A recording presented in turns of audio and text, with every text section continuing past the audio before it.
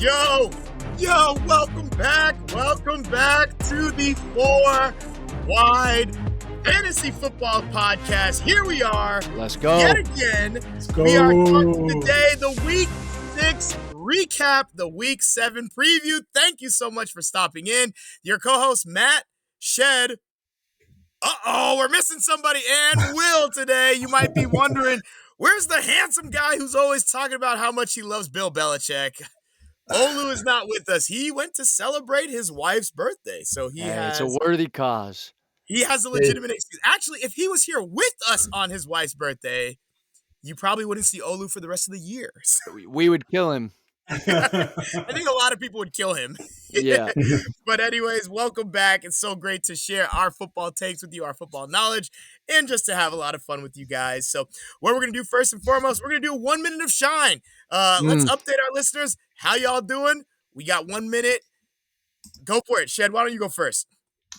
Yeah, so what really dawned upon me this week after watching these games is that after the losses by the Eagles, after the losses by the 49ers, it dawned on me that the Super Bowl is just wide open for the taking. There is no just dominant team week in and week out. The Eagles lost to the Jets, which we didn't see that coming at all. With the Jets injuries, I actually sat the Jets defense thinking that the Eagles were going to light them up. And then there was Cleveland's defense against the 49ers, which is elite. That defense has actually given up the fewest yards through the first 5 games since I think 1971. That's a very good team. Wow. And then what about the Giants who hung in there with the Bills? That last minute play, right? I mean, so the Bills are beatable. Miami lost by 28 to the Bills a few weeks ago and barely beat the Chargers week 2, right? The Chiefs need a wide receiver, more on that to come later on. And the Cowboys just smoked the 49ers, or got smoked by the 49ers. So this is a very wide open season. And honestly, It's a game of attrition. Last man standing is going to win. And don't forget, the Philadelphia Eagles just signed Julio Jones, so they're going to Oh my gosh. Yeah, that's not going to move the needle for anyone. Please do not waste a roster spot on Julio Jones. That's just a little free advice right there. Will, 1 minute of shine. Oh, man. All right. I got to get this out of my system. So if you're on YouTube watching this, I will just show this for a second. I'm wearing my Titans shirt, and it's out of pure loyalty because it has been a year of suffering. We are a rudderless ship. The Tennessee Titans, we're supposed to have this elite defense. Our run defense is decent. Our pass defense, abysmal. Even our 2 safeties who I thought were great, Kevin Byard and Amani Hooker, I don't know what happened. Forgot how to tackle, forgot how to read offenses. It's terrible. And then on the offensive side of the ball, Ryan Tannehill goes down with the ankle. We don't even know who our quarterback is going to be in week 8 after the bye. But honestly, we're just happy it's not Tannehill. That's how bad it is. We don't even know who it will be, but anybody but him. Derrick Henry has still put up some numbers, but then our receivers are up and down. I feel terrible for DeAndre Hopkins. I know he wanted the money. It was a good contract, but this man wanted to finally go somewhere where he could win for the first time in his career. All money is good money. I don't know why he came to the Titans. I'm sorry. Nuke, if you're listening, I'm sorry. I know it's a good contract. You're not going to win here. As a Titans fan, I love him out of loyalty, but it is a terrible year, and I see 5 years of mediocrity coming for us, which has been most of my life. I'm just going to accept it now. Brother, let me lament with you. Because at least you're worse than us. You're worse than us. Yeah, here's the thing, guys. Listen, you've heard me rant about the New York Football Giants so long, and a buddy of mine, I'm going to give him a shout out, Stephen Aguaya. He said, NY Giants. You know what the NY stands for? Not yet. It stands for next year. And the New York Giants, let me tell you something. Like, I watch every game pretty much thinking they're going to lose at this point. Like, I have accepted that we stink, okay, and that we're not going to win. I tune in to watch Sunday Night Football after a long day of church and 2 meetings. I just want to sit there. I know they're going to lose. People in my group chat are saying, oh, Matt, you're not a real fan, blah, blah, blah. I'm like, the Giants always find a way to lose. We were up 6-0. could have been 9-0 or potentially 13-0 I at the end of the know. first half, and then Tyrod Taylor audibles out of the pass to call a run with no touch. Yeah, We immediately won- stuffed at the line of scrimmage.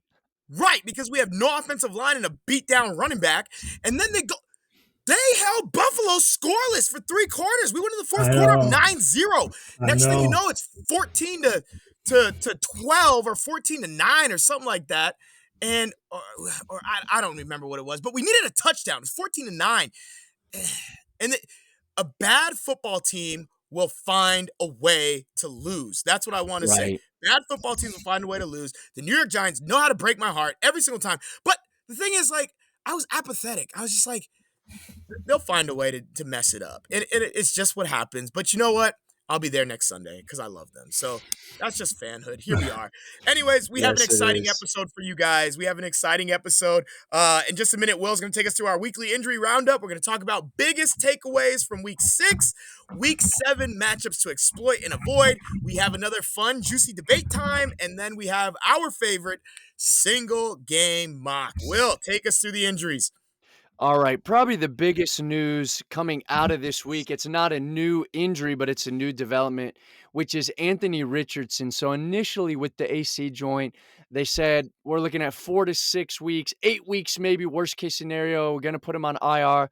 But the latest now is that he's probably going to opt for a season ending surgery to Ugh. fully repair that shoulder. So look, he is understandably thinking about his career long term, and he's weighing that over this year. And look, to be honest, the Colts are not a playoff team. They weren't going to go anywhere. So the thing that makes it hard for them as a team is to evaluate him, right? Is he the long-term answer?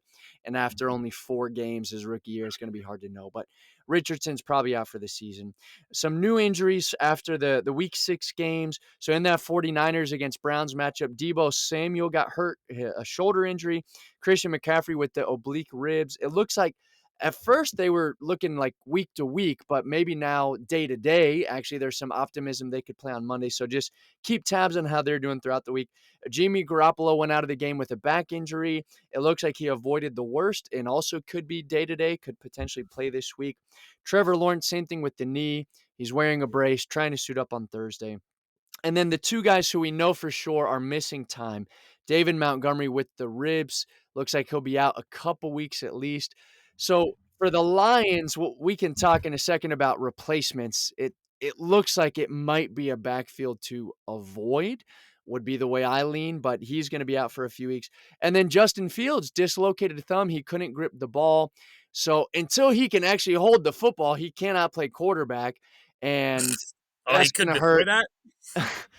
He barely could, even with a workable thumb. So now with only 4 usable fingers on that hand, it's going to be worse. I don't think Tyson Bagent is going to be the answer for the Bears. So that honestly might be an offense just to avoid. Even DJ Moore, he's had obviously some great, just week winning performances. It's not going to happen with Tyson Bagent. Sorry to say. Any thoughts on those guys? So, what's interesting, I was thinking, okay, what does this mean for Anthony Richardson's dynasty implications? Right? Like what does that mean? Great question. Only 4 weeks in, like, are you starting, if you have Anthony Richardson, are you starting to question you drafted him already? So is that already a big, because he already got injured within the first 4 weeks? Is this Averaging an injury a game. Right. That's exactly? true. Is this a sign of things to come? I don't know, right? I mean, that's something they have to kind of weigh out and see. Yeah, that's tough, man. Because I have shares of Anthony Richardson in Dynasty and in redraft, and obviously in redraft I dropped him, but like Dynasty, I'm like, I want to hold him because if you're a Dynasty player, rushing upside is incredible. I mean, in the way the Right. NFL is going, you want to have quarterbacks with rushing upside, right? I mean, even think last year, Justin Fields and both Daniel Jones were top 10 quarterbacks in fantasy football because of rushing upside. And so you have Anthony Richardson, who's a raw version of Cam Newton and has already proven to be, to be a good fantasy quarterback and have an ounce of success in this league. And so I would think you want to hold him in Dynasty, not trade him, because let's say you trade him, it could become one of the worst mistakes you ever made. I mean, Right. the guy's got talent, man. I'm holding. I'm holding if I'm a dynasty player, but redraft, Yeah. yeah, no, you got to get rid of him. Dynasty, you have to hold him. You're not gonna trade him now, and his value is gonna be so low, and if you can afford the roster spot, and hopefully your league has large rosters, just or you move him to IR, right, and you don't even burn a spot. Move him to Right, IR and you right. hold him. The only fear, man, I hate this even came into my mind, is we've seen something similar to this with Trey Lance. A guy who Ooh. came in, he had a couple games, showed flashes, had all these injuries pile up, and then eventually his team had to they sort of stumbled into a replacement, right? Brock Purdy, and then they shipped him off, and is he ever gonna be a starter again? That's very unlikely. I know Yeah. that's an extreme statement after only playing 4 games, but it's a similar story, right? Very Yes limited and no. I mean, experience in college. He doesn't have all the refined aspects of a QB. He's got the physical tools, the upside, and then he goes down like this in his rookie yeah, year. but I think one of the big differences there is each of those guys were drafted as quote unquote developmental quarterbacks, right?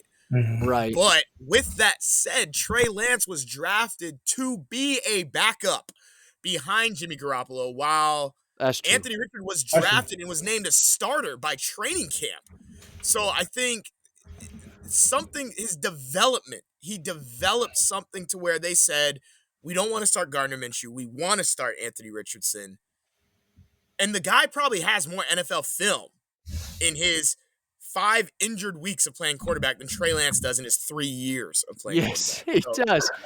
He does. I don't No, think it's that gonna be that Trey would Lance. be that would obviously be a worst case scenario, right? But it's tough. I feel bad for the guy, but those are Yeah, our injuries after week 6. yeah. Let's move forward, guys. I know that we could have talked a lot more.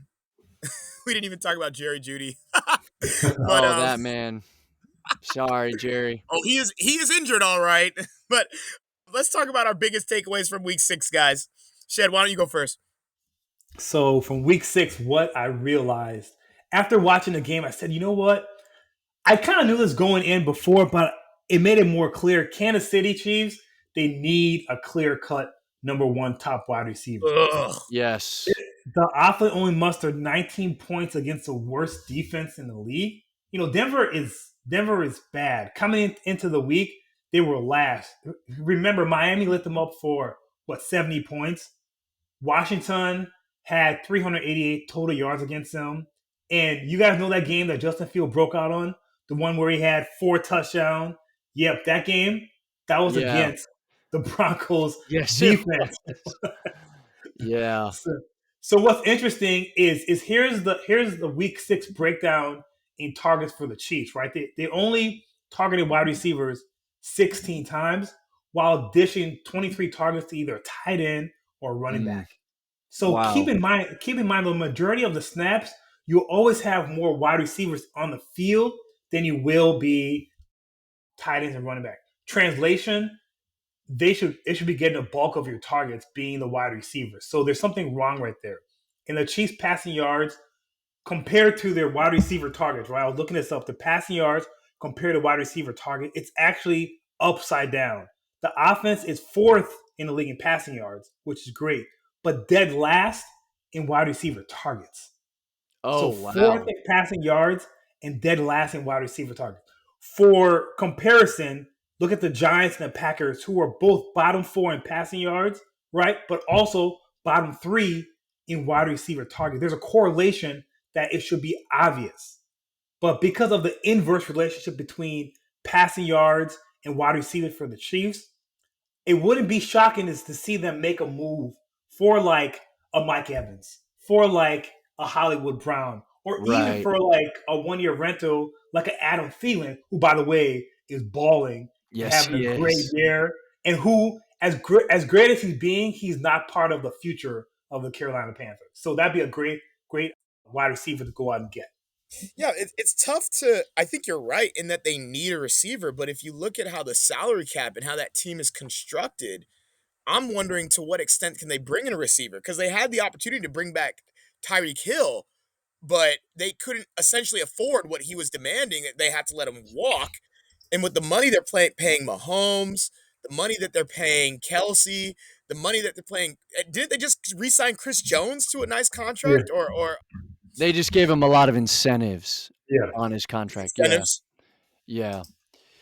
But you I know what wonder they would have to do if they were to make a trade at the deadline? They'd have to do it they'd have to structure that contract to where the team trading the receiver away still pays out the bulk of it, and the reward for them is they get draft capital or whatever else in return. That's the only thing. So, yeah, Kansas City may have to overpay for a receiver in those negotiations so that the sending team still eats the bulk of that salary that so it doesn't come over to the Chiefs. yeah, but Kansas City has shown that they can win without receivers. Like, let's not forget they just won the Super Bowl last year, and their receivers were Kadarius Tony, Sky Moore, Juju, Marquez Valdez Scatling, and Juju Smith-Schuster. Juju. Juju. Like they had guys that, and they won the Super Bowl. Like Mahomes, I think you're right. They need a receiver. They need somebody. Rasheed Rice is that guy though. I think they want him to be. They can only afford. They're only going guys on rookie contracts. It seems like it's ridiculous. Yeah. Yep. Will, biggest takeaway. All right. Here's my takeaway after 6 weeks of play in the 2023 NFL season. This is the year of the 30-year-olds. And I am so excited that there is hope. Yes. There is hope in the latter half of your career. But there are some of these guys who are league winners. Raheem Mostert, 31 years old. Keenan 30's the new Allen 20. is 30, 31. Adam Thielen, 33. Travis Kelce, 33 years old. If you had a roster with Mostert, Keenan Allen, Adam Thielen, and Travis Kelce, you are winning your league. I mean, you're in first place now, and you're probably going to win Kirk the whole Cousins. thing. Kirk Cousins. Kirk Cousins. It's a little bit less valuable at the QB position, but yeah, we'll give Kirk some love. Captain Kirk. It is the year of the 30-year-olds. That is my takeaway after 6 years, and it's a beautiful thing. There is still hope after that 30th birthday. 30's the new 20. Ho! Yeah, man, that's Yes. great. Thielen is quietly winning people weeks left and right Oh, right it's now. crazy. I had to Yeah. play against him, and I barely won in that matchup. He almost single-handedly won it for the other And you team. went in nervous that you have playing against Adam Thielen. Yeah. Yes. My biggest takeaway. So coming into the year, I think episode 1, I talked about the guy who I think will be running back 1 by the end of the season. I said Bijan Robinson, and I think he could still get there. He's in a timeshare right now, but the guy that I didn't talk about because I didn't want to jinx it. Okay, I'm not superstitious, but I am a little stitious. I didn't want to jinx this one, but a guy I came in very high on was Travis Etienne. I think he is probably the running back that I own the most shares of in best ball drafts. I try to get him most week in DFS. I have him in Dynasty. I am huge on Travis Etienne, and right now I love what Travis Etienne is doing. The last 2 weeks, two Yeah. weeks ago he was running back 1. Last week he was running back 2. And I think that's the most important thing is he's finally getting involved in the passing game regularly. I think a lot of people came into the season thinking that Tank Bigsby was going to cut into Travis Etienne's production. Not gonna That's not happen. happening right now. This guy is hot. I mean, 2 weeks ago he had 136 yards. Last week he only had 55, but he had 2 touchdowns in each of the last weeks. The guy is balling right now. What you want to do in fantasy football is you want to play players when they are hot. Travis Etienne right Right. now, I'm playing him over almost any running back right now. Do I dare say CMC? The guy's a little injured, but yes, I say it. The guy's balling. He's getting the Oh, volume. wow. He's getting in the end zone.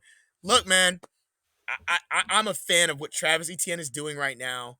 The Jaguars' offense is not passing the best right now, but they are running the ball pretty well. So True. that's my biggest takeaway. Travis Etienne trending up. Mm. Shed, weigh in, bro. You want to say something? Yeah, so it's interesting. So I'm on a fantasy team. I have Tyreek Hill, Mostert, and Etienne. Ugh. Oh my gosh. And yes, I am 6-0 in that league. So like I mean it's Barely. Hate to hear it. Barely. Hate to hear it. it's one of those things where you're just like, man, like have you ever had a team you're just thinking, this team is really good, man. I just throw them out there and like you don't have to think about anything. Like that's how each of those guys each week can go off. That's the type of team you want, right? And Mostert came out of nowhere. Will like you're talking about 30 Yeah. yards. Expect that. Yeah. They definitely didn't expect that at all. Yeah, dog. You should have lost me in that league, and you know it, man. I was supposed to beat you in that league. Let's move forward. Looking ahead, let's talk about our matchups to exploit. Shed, you're up first, like always, man. Week 7, what do we got? All right, week 7, match up to exploit. I think the wide receiver combination of Devontae Adams and Jacoby Myers versus the Bears. The Bears have the third worst pass defense in the league, having allowed the league second worst in passing touchdowns of 13 passing touchdowns. While that defense has only received or given 3 interceptions, so they're giving up 13 touchdowns, but they only have 3 interceptions. In net yard gains per attempt, that defense is second worst, allowing 7.4 yard per attempt. Only behind, of course, Denver Broncos. And coming into week 6, Devontae Adams and Jacoby Myers were the 4th best wide receiver duo in fantasy points. Yes, they're currently the 4th best. Like, you can't even think about that. They're actually right now, Devontae Adams is wide receiver 10. Jacoby Myers is wide receiver 15. Like they are doing really, really well. And people are sleep on Myers. People are sleep on them. And he keeps getting better year in and year out. So don't be surprised if you see one or both of them have a great game. That's a good call. That's just to reinforce your take last week about the Devontae Adams and Jacoby Myers being the top receiving duo by the end of the season or something like that. So wait. So I remember 2 years ago I had Jacoby Myers and I was trying to trade him and people laughed at me in our dynasty league. Yes. They're like Jacoby Myers, and now look, wide receiver 15. Back then they didn't want me. Now I'm hot. They all on me. No, he has been so good for the Raiders. I think he's playing with a chip on his shoulder because he didn't get a contract from his own team. He got a modest contract, right? $11 million a year is modest for a receiver now. And yeah, he's making the most of it.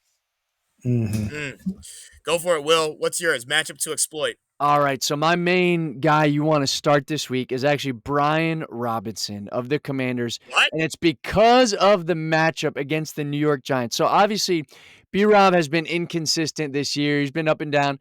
When you have a running back against the Giants, you start him. You just play confidently. So the Giants allow the second most points to opposing running backs, their defense does, and they allow over 147 yards, rushing yards per game, and 23 fantasy points per game to running backs. That's in half PPR. 23 half PPR points. And I think all of that volume is going to go to Robinson. Antonio Gibson he's not the guy. He's not taking anything away. So Washington's going to be looking to run it against the Giants, and they will do so effectively and confidently. Get B-Rob in your lineup in week 7. Yeah, they probably will run just fine. Oh, yes. Fine. Yo, did you guys see that pop that Bobby Okereke put on Damian Harris in the Giants-Bills game? He sent them into the hospital.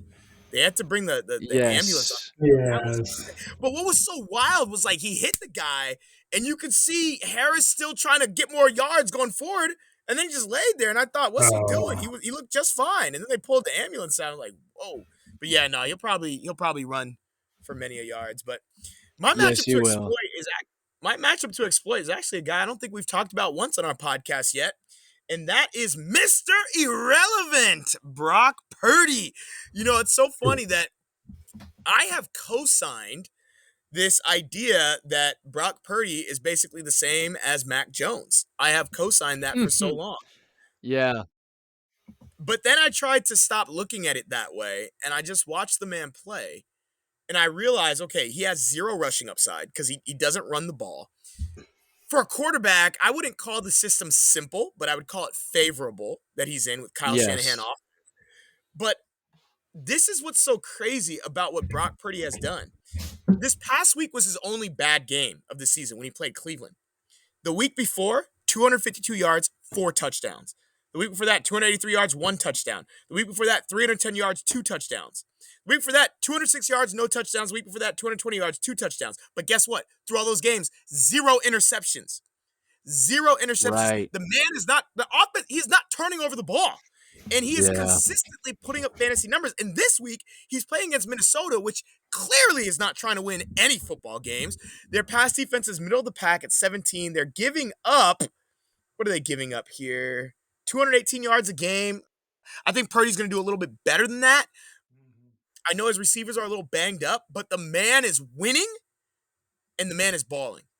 I think Brock Purdy is a matchup to exploit, especially considering all the injuries across the league in the quarterback position and being week 2 of the NFL bye.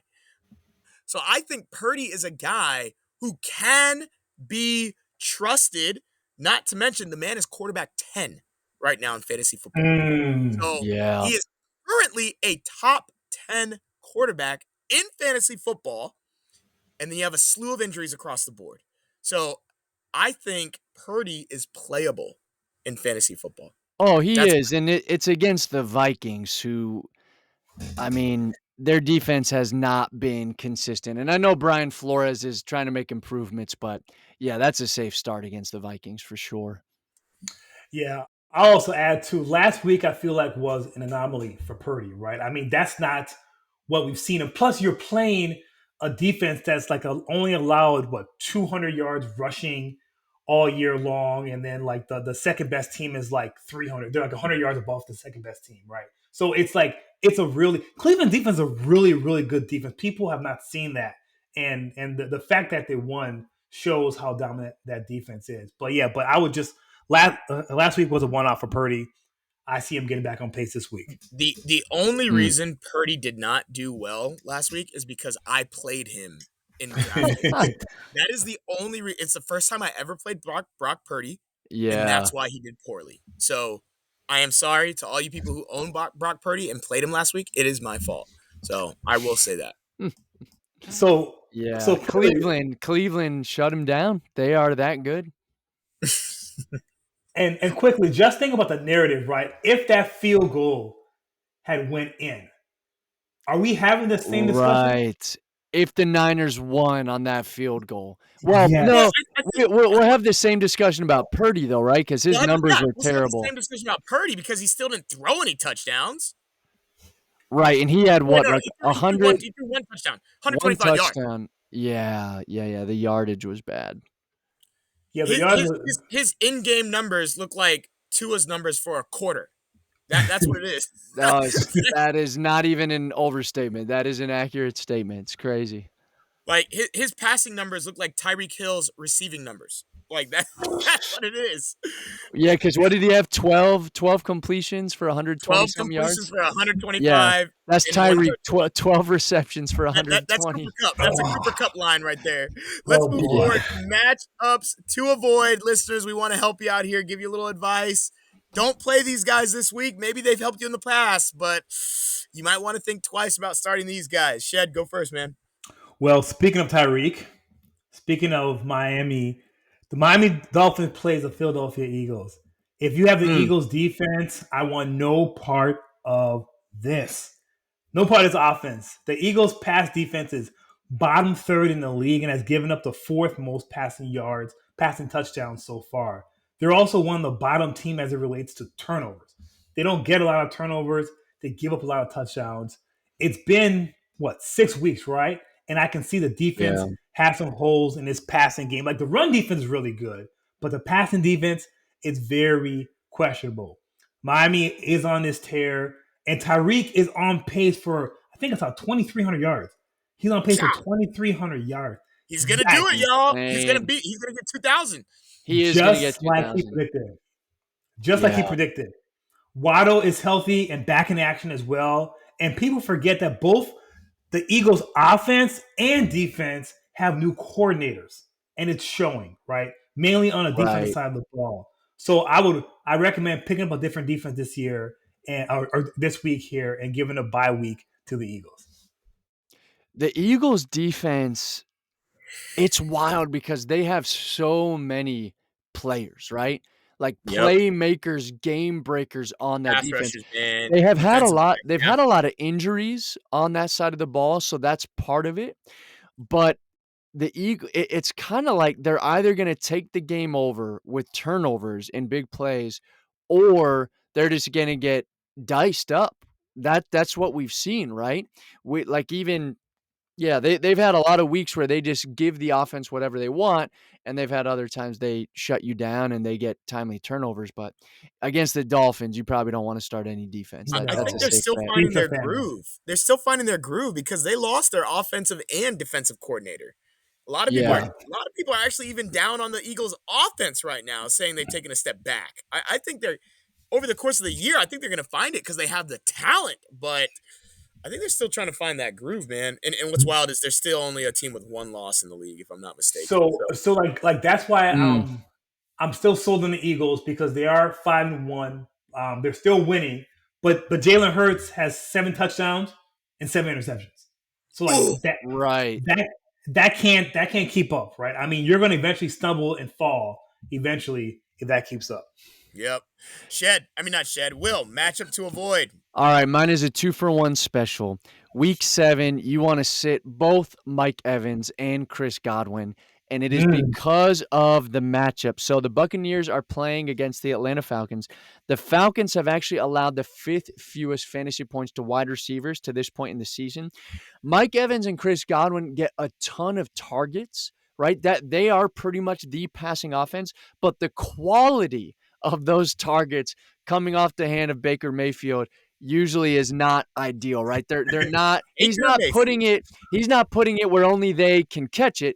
He's just putting it in the general area hoping they can make a play. But the Falcons actually have such an underrated defense and they're giving up less than 180 passing yards per game and they've only allowed 2 quarterbacks to throw for more than 1 touchdown in a game. They don't generate a lot of turnovers as a defense, but they're just effective in shutting you down, both passing and running game. The Buccaneers don't have a running game already, even against a bad defense, and they definitely won't against the Falcons. So Baker's going to be trying to throw it, and I see the Falcons shutting it down. Mike Evans and Godwin are not the guys you want to put in, hoping that they'll win you a week, not in week 7.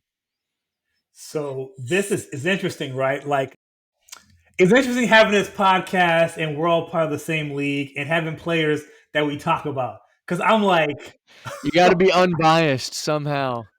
I have Mike Evans on my team, and I'm like, I'm gonna put him in. But man, those stats are very, very convincing, man. 100 what, less than 180 yards, 5th Right. worst in fantasy wide receiver points.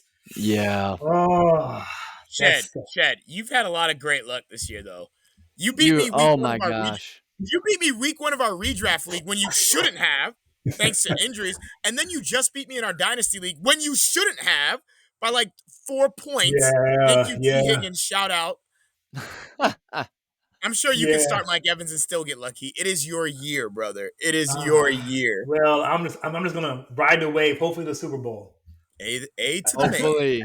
Hopefully, right? My matchup to avoid is ultimately the Indianapolis Colts run game, whether it be Zach Moss or Jonathan Taylor, because they are playing the historic Cleveland Browns defense. Yeah. Shout out to my brother Ryan Stinkin' Painter, the biggest Cleveland Browns fan that I know. Biggest in the world. Yeah, and he's obnoxious about it too. But we love him. That Cleveland Browns defense is only giving up 200 yards a game. Yeah. Total. That is Gosh. incredible. Their rush defense is 5th in the league. Oh, excuse me. No. Their rush defense is 4th in the league. Yeah. Giving up only 79 yards a game. They've only given up 3 touchdowns. Indianapolis was not good with Gardner Minshew. Now, again, they lost 37-20, and Jacksonville got out in front quickly, which usually does not help the run game because now you have a negative game script. So Zach Moss and Jonathan Taylor only had 7 carries and 8 carries. You know, Zach had 7, Taylor had 8. But they were each involved in the passing game. But I'll be honest, it's hard for me to think that all of a sudden Zach Moss and Jonathan Taylor, who are in essentially almost a 50-50 timeshare right now, Moss was hot, Taylor's paid, Taylor's clearly a better, more talented player. Right. Which of these guys do they play at this point? I don't want any part of that. I don't want any part of that run game right now. 50-50 timeshare. Taylor's more talented. Moss was hot. They're playing against one of the toughest defenses ever in the history of NFL. Forget about it. Get them out of your roster. I wouldn't start either of them. That's my take. Again, going back to what I was saying with Will, it's being on this podcast is interesting, right? Because I have Zach Moss on my team, and Zach Moss is starting. This is the week I'm going to lose. Mike Evans is going to have a bad game. Zach Moss is going to have a bad game, right? So I'm telling you, I'm prone for a loss here. No, Matt. We'll see next week on your 1 minute of shine. Right. Your 1 minute of shine, you're going to be like, I can't believe it.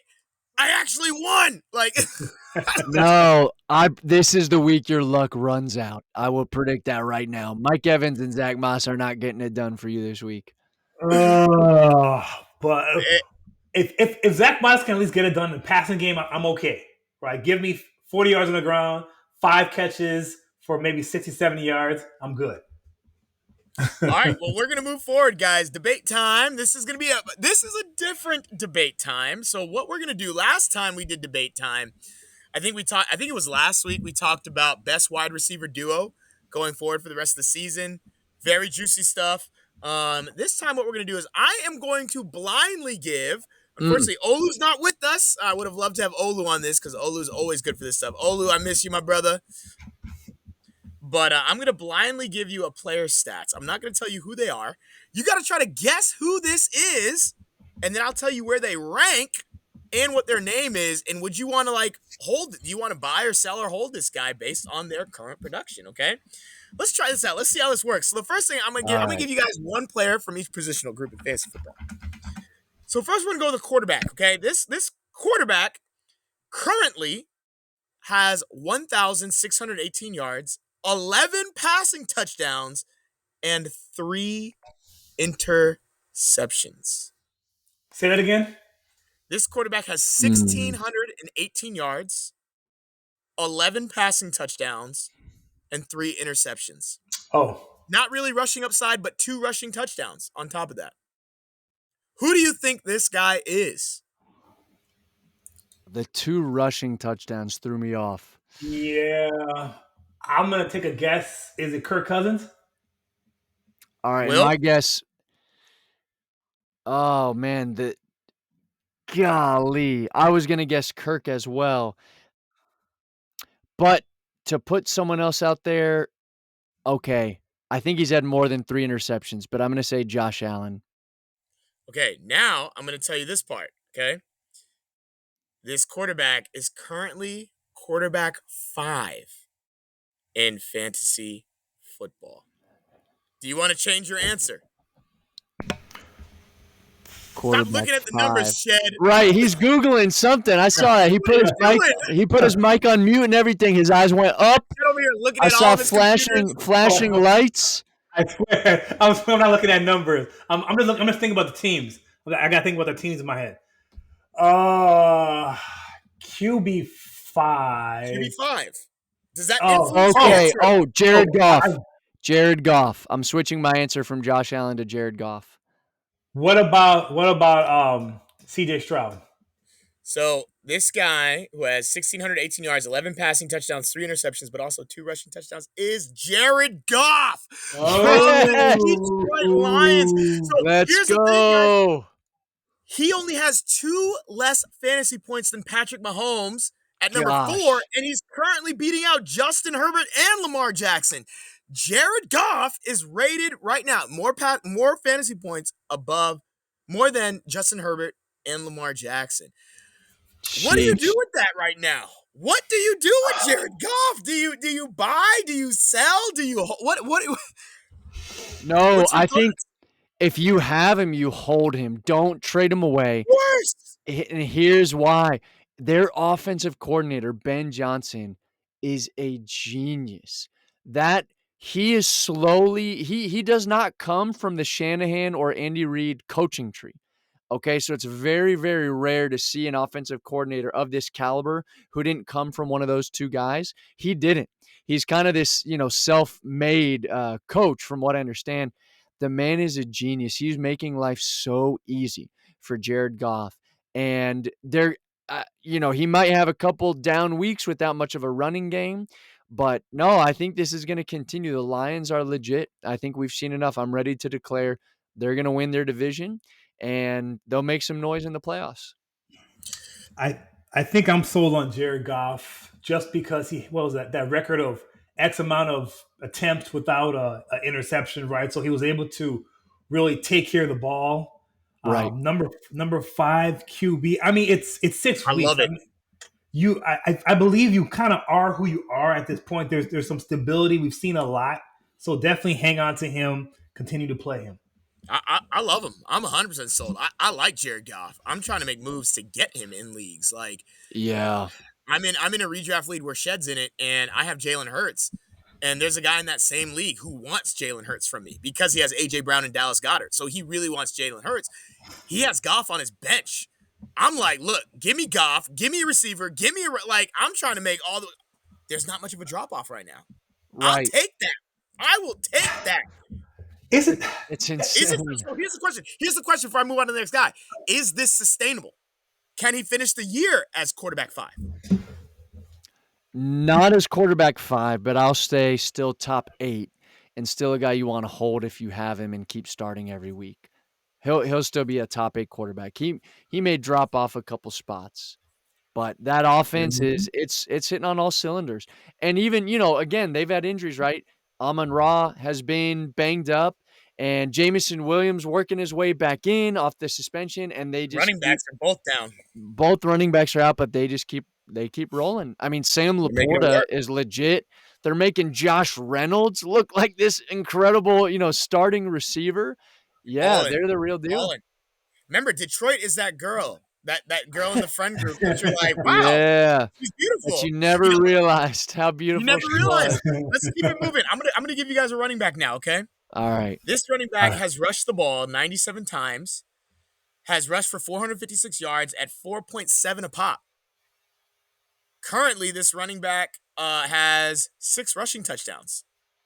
Only 13 catches and 105 reception yards. But ultimately, what am I saying? 456 rush yards to go along with 6 rushing touchdowns at 4.7 a pop. Who is this guy? And what's the receptions? Only 13. 13 receptions through 6 weeks.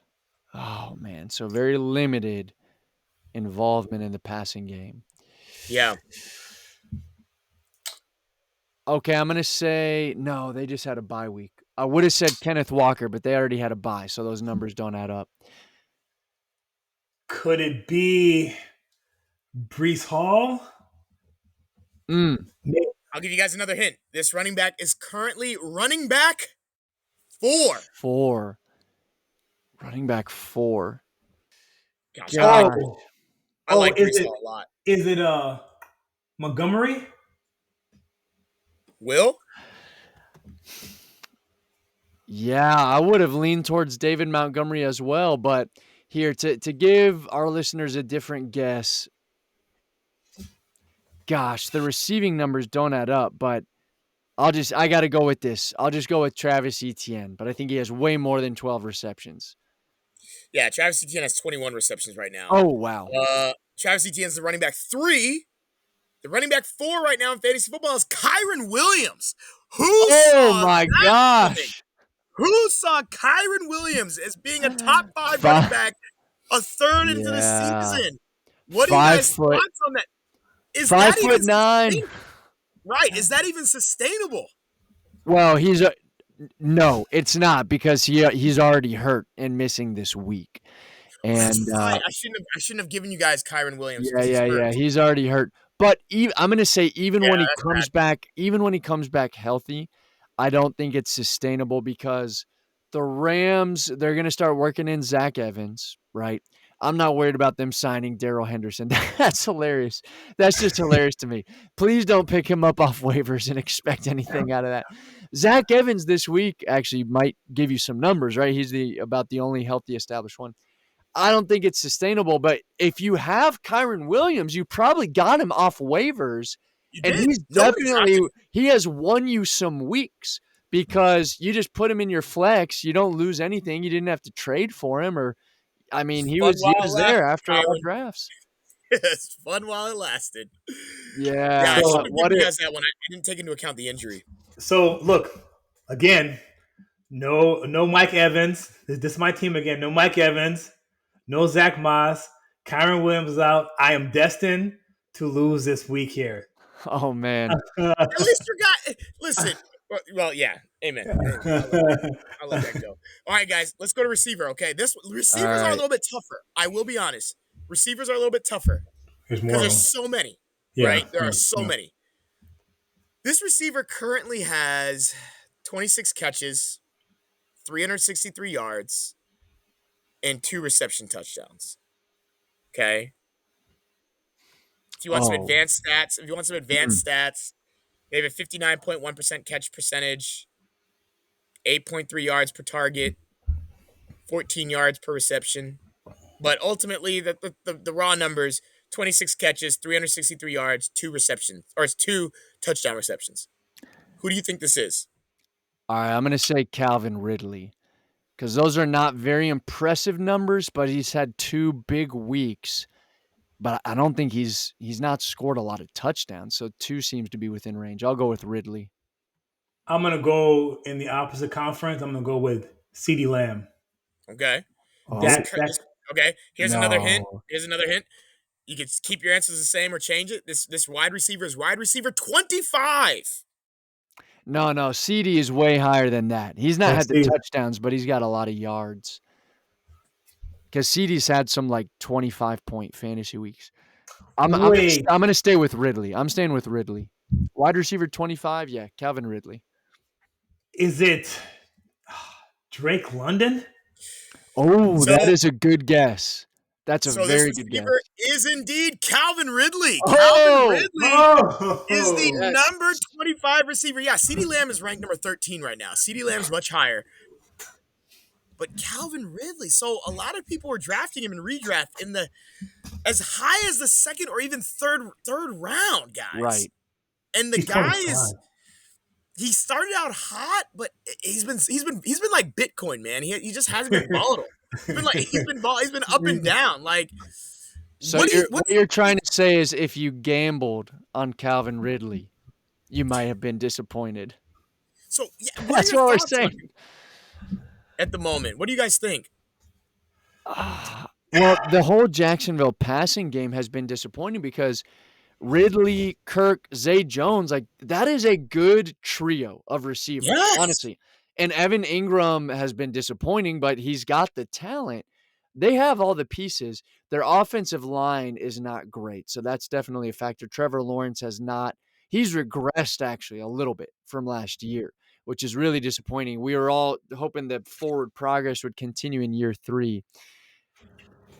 I don't know if Ridley is going to bounce back. I think wide receiver 25, that's a realistic range for him. For Like the season? for the season, like 20 to 25. He's not going to be I don't think he's higher than wide receiver 20 at the end of the year. Let me give you a range of the guys who are ranked right around him currently.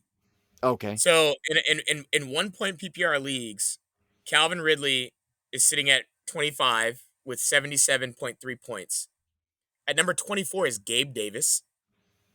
At 23 is George Pickens. Gosh. These are the guys that he's rated around. And he was drafted way higher So than these guys. what Yeah. they all 3 have in common? See, Ridley started out on fire, then he had single digit, on fire, single digit.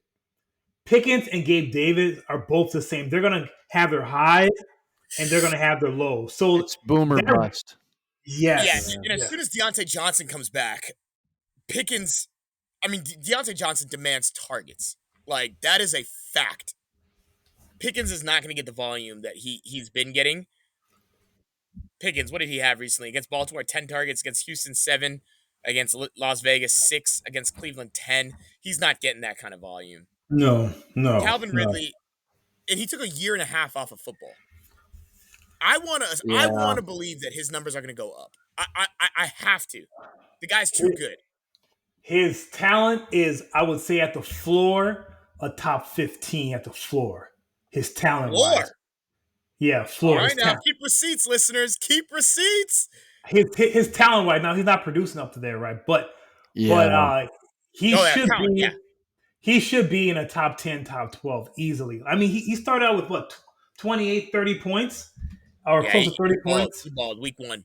But Yeah. let's keep moving. Last one, tight end. Okay, this tight end currently has 25 receptions for 240 yards and 3 touchdowns. Now remember, tight ends are relatively thin, right? 25 catches, 240 yards, 3 touchdowns. This tight end has also gotten 32 targets. 32 targets through 6 weeks. That's Yeah. not that much. Where is he? 5 targets a game. Where's he ranked? Tight end what? You want me to give you guys that hint already? Okay, he's No, ranked number 5. don't. Oh, 5. Well, too late. 5. He's ranked number 5. Okay, so I had two guys in mind that I was thinking about. Number one, I was thinking when he said 3 touchdowns, I was thinking Cole Kmet, but that was kind of my second pick. My first pick was Jonnu Smith. All right. Mine is Dallas Goedert. So this running back is indeed Cole Kmet, who is ranked tight end 5. Tight end 5, right behind Mark Andrews, right in front of Evan Ingram and Dalton Schultz. He's actually ranked above Dallas Goedert. Cole Kmet Let's is go. the 5th best Crazy. tight end in fantasy football. What? It was all from 1 week, though. It was all from right. one It's game. 1 week when he got 2 2 touchdowns. weeks. 2 weeks. 2 weeks. Right. 2 weeks. Okay. Yeah, 2 weeks. Back-to-back weeks. Against the Broncos and then against Washington on that Thursday night. Right. Broncos, he had against the Broncos, my man had 2 touchdowns and 85 yards. Outside of those 2 weeks, he has not been. No. This past week, he had 2 catches for 9 yards. Yeah. Yeah, You don't listen to this and then start putting Cole Kmet in your lineup every week thinking he's going to be a top 5. That's what I was going to say. So is this sustainable? And I think we're all probably agree like, no, Cole Kmet will not finish as a top 5 fantasy tight end, given the spikes in some of these weeks. But y'all listen up. We got to keep it moving. We got to keep moving. Our single game mock. This is one of our favorite segments to do. If you've been following with us since week 2, we've been doing it every single week. It's our 2-round snake draft from the upcoming Thursday night game. We draft running backs. We draft receivers. We draft tight ends. We do not draft quarterbacks because then that would favor the people who draft the top 2, but we rotate who drafts first each week. Right now, actually last week, Shed scored 36 points. Olu had 13.4. Will had 25.2. And of course, I stunk it up again with 15.6. I'm getting better and better each week, guys. Total score right now, Olu is in first, 143.5. And it's all because of that Chicago week where he had DJ Moore. Right. Shed has 142.1. He's right behind Olu. Will has 116.6. And my score is not important. So I'm in last. A little less than 100. I have 102.9. All righty, guys. This week's game is Jacksonville at New Orleans. Olu is celebrating his wife's birthday, but he made sure that we put for his first pick, Alvin Kamara. With the first overall pick, Alvin Kamara is off the board. Will, you're up. Pick 102. All right. I debated this quite a bit because you would think the obvious choice after Kamara would be Travis Etienne, except for the fact that the New Orleans Saints defense is elite. They have shut down entire offenses, and I think they're going to focus their energy on Etienne. So I'm going to go with the high risk, high reward pick, and I'll take Chris Olave at 102. Jacksonville's defense is vulnerable, so give me Olave. Yeah, and so I can't be a hypocrite because I talked about how much I love Travis Etienne, and I do. I really like Travis Etienne. The Saints do have the 9th best rushing defense, and they've only given up 1 rushing touchdown. But you've got to ride the hot hand, I'm taking Travis Etienne. I like the guy a lot. He's hot. Part of me feels like because I'm taking him, he's gonna do bad. That's just been my That's luck. the My curse luck of your mock draft. My luck is the guy that I draft first does terrible, and then the guy I draft second gets injured. That's been that's been my luck like the last couple Oh of my weeks. gosh. But I'm taking Travis Etienne. I like him a lot. I think he should have been the first pick off the board. I'm biased. Give me Travis Etienne for the third pick of the first round. Okay. Oh, now it's my turn. This Saints defense is just, I mean, they be shutting Mike Evans down, Chris Godwin down. They shut these top tier wide receivers down. We talked about the next choice should be Calvin Ridley here, right? Because of Should who's be. left on the board. Oh, but I just feel like, but there's no one else. So out of default, I'm gonna go Ridley. Mm. Wide receiver 25. Yeah, but I'm not too happy with it. But you're picking at the turn here, so you can get a high Oh upside yeah, you guy got to next. turn now. Back-to-back And, picks. and let me go with the upside with Michael Thomas. Oh, Michael Thomas, the new Jarvis Landry. who would have thought? He's I'd be short. upset that you drafted Michael Thomas right Yeah. in front of me.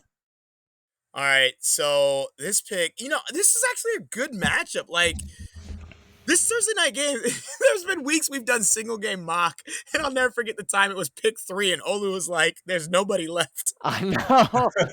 That was Denver against Chicago, wasn't it? It was Denver And he versus stood, but Chicago. he got DJ Moore and he exploded.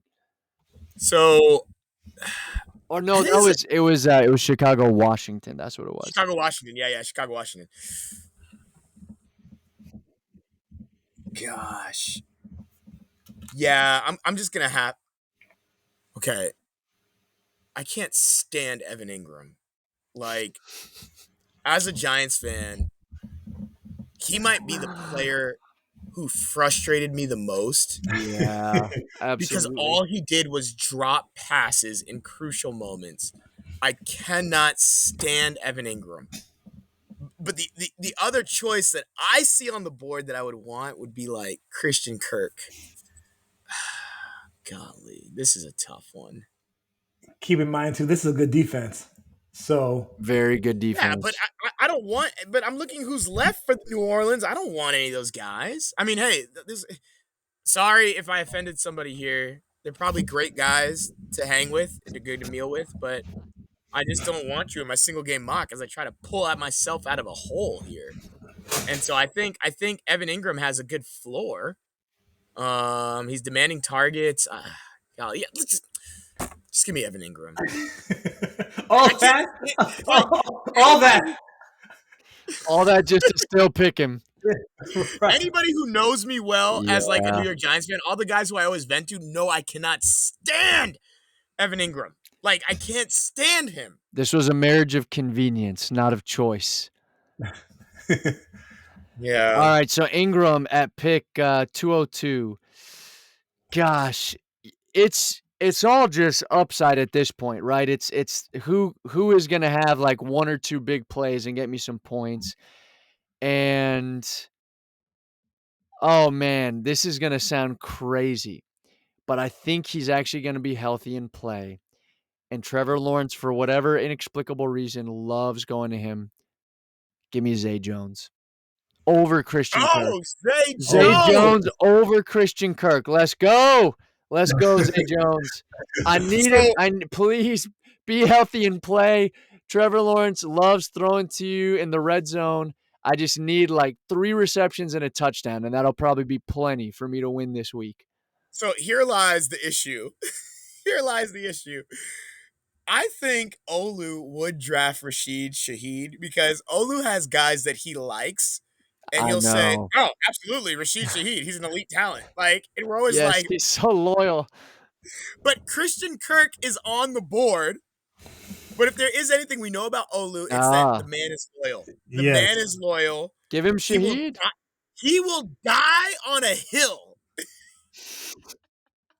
We've got to give our brother Rashid Shaheed because that's what he would want. That's what he wants. It's only right You got to give him Rashid. Yes. Honor his wishes. So our single game mock, Olu is sitting pretty with Alvin Kamara and Rashid Shaheed. Will has Chris Olave and Zay Jones. I have Travis Etienne and then and the Can't man even whose say name his will not be name. mentioned. I won't even mention his name. And then Shed has Calvin Ridley and Michael Thomas. That rounds out our single game mock.